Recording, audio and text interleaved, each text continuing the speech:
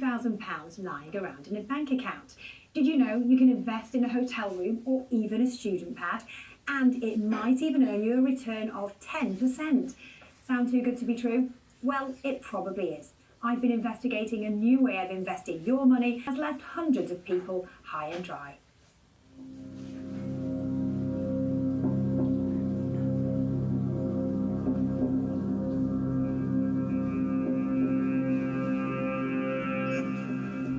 Manchester and Liverpool are in the UK's top 10 most attractive cities for hotel investment. It may surprise you to find out that many of the hotel rooms in our region are leased out to private investors.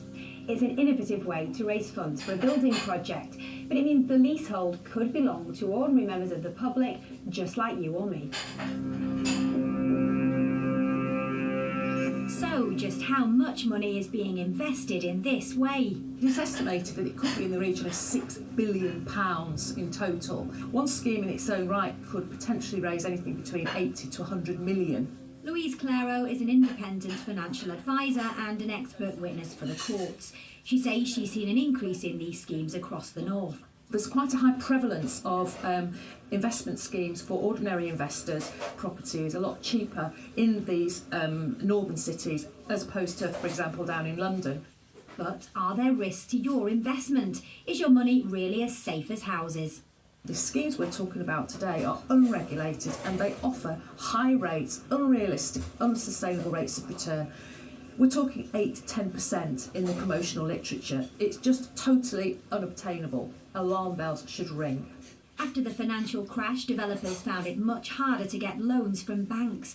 So how do these companies raise the money? The scheme encourages people to write cheques out £50,000, £100,000. So by definition, that property company doesn't actually need a mortgage. It's gone and got its money from ordinary investors. It wouldn't surprise me as if some people have unlocked money out of their pension scheme and directed it into one of these schemes. So these are very wealthy people with tens of thousands of pounds in the bank ready to just invest.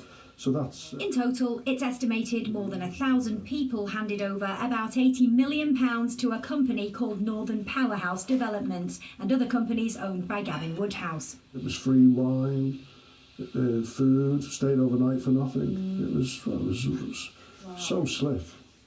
The group is now in administration. You feel stupid, you feel you've been duped. All the stuff was so professionally done. Gary invested £65,000 in a room overlooking the sea at his family's favourite hotel, the Queen's, in Llandudno. He was offered 10% profit as a return on the room, and after 10 years he was promised his original investment would be returned, plus an additional 25%. We used to drive past it, my mum and dad had stayed in it, and it seemed a bit romantic to actually own a room in a hotel.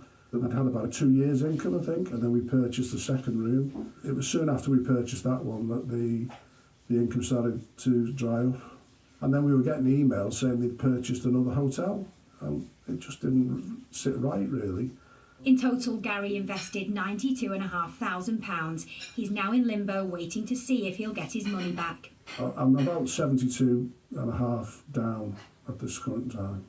The reason why these schemes take some time before they fall apart is by the very nature of them. Once you put the money in, it's straight away your pot is probably going to fund an earlier investor. Unless somebody's coming in behind you, you've got no one there to protect your investment. But Gary says he was cautious when investing and refused to buy into any unbuilt developments. I wasn't going to purchase a field, with nothing on it. I could see the Queen's, I got the land registry, and as far as I was concerned, I was invested in the Queen's Hotel. I know people have had to go back to work. I know some have had nervous breakdowns. I know some people are having to go to food banks. There's millions missing, and they don't know where it is. It is unregulated marketing and unregulated investing. These are Ponzi schemes. It's like pyramid selling. These are very, very dangerous investments. And unfortunately, there's no regulatory mechanism or legal mechanism that stops an investor from losing their money. If it was a Ponzi scheme, I would never have invested in it. Lawyer David Niven says it's one of the biggest failed property schemes they've ever come across. We've been approached by something like 400 or so investors with inquiries coming in still on a daily basis. The use of solicitors and lawyers in these schemes gives them a veneer of credibility that they really otherwise don't have.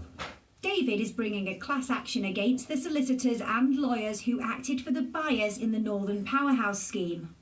What is startling in this case is that the lawyers were being paid by the seller. I mean, the seller has obviously got a vested interest in seeing this transaction complete, and yet on the other hand, the solicitors are supposed to be acting in their buyer's best interest. It's hard to make the two compatible. They had a panel solicitors, and if we used theirs, it was free. If we used our own, you'd have to pay about £800. Well, you think at the end of the day, a solicitor's a solicitor.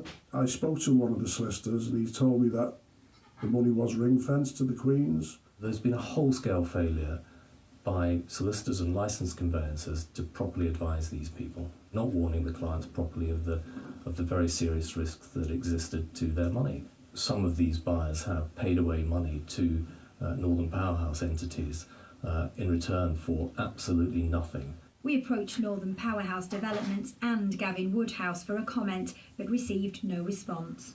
David Niven believes that measures need to be put in place to protect investors. That might include, for example, the developer having to secure a bank guarantee or a bond from a reputable company that has to remain in place until the development is properly built out and the buyer has received what he is expecting to receive. I feel really hurt, that I was taken in by it all. But David's final piece of advice is buyer beware. Think very carefully, think twice before you proceed. If it looks too good to be true, it probably is.